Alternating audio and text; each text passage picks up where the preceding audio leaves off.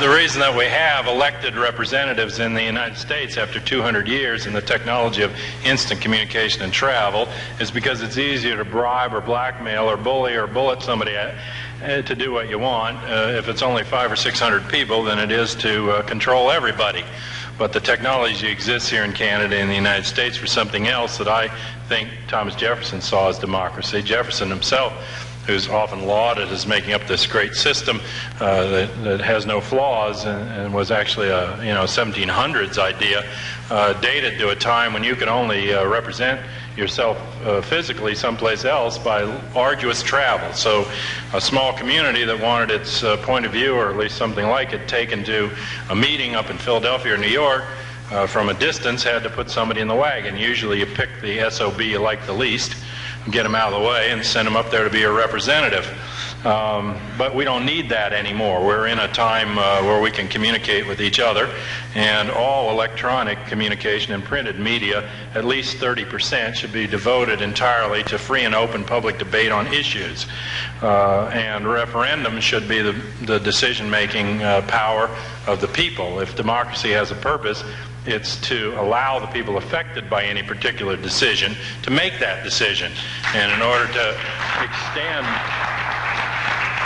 to extend real democracy, you don't go around waiting to see if the Democrats will put somebody up who might answer your questions well or take care of your needs. If they do, they'll blow off his head.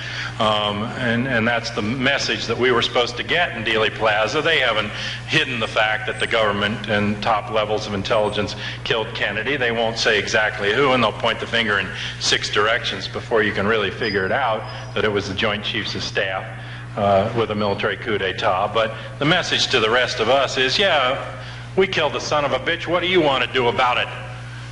If we can kill the president, we can sure as hell kill you. And that's the message they want us to take. But I say there's another message, and that is that they have to do that to us because they're scared to death of the public in these countries. We are the last remaining hope of this planet in these countries where the fascism is so concentrated.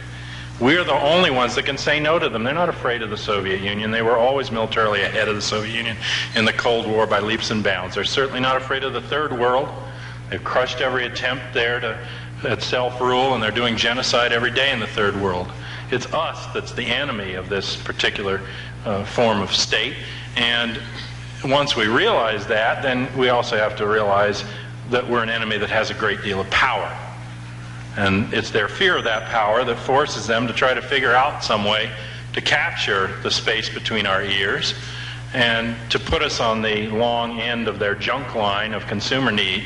My friend Carl Chatsky in Baltimore said that capitalism works by alienating all of us from our most human experiences and communication, and then selling us back those experiences in their most distorted form. An example would be alienation from human sexuality and free sexuality, loving care between people. Instead, we're sold pornography as the capital product of that alienation. And you can go on. I mean, there are various examples. But as long as they have us alienated from each other, afraid of each other, distrusting each other, competing with each other, and generally trying to scrabble up the ladder of privilege in the society, then they can put a few people up there who say they are our representatives, and we won't even expect them to come around and ask us what we think. We'll just tell ourselves that it's our responsibility to put a better one in next time.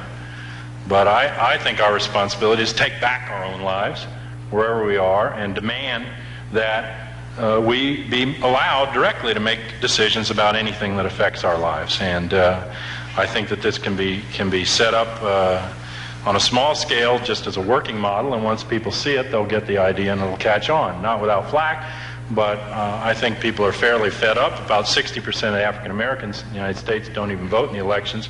A large percentage don't vote. That's not because people are apathetic. It's because people are told that they are powerless by the lack of options that are put in front of them. And they know that there is no candidate that represents their interests.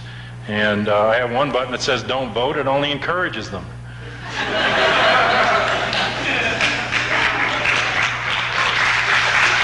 Let's vote for what we want.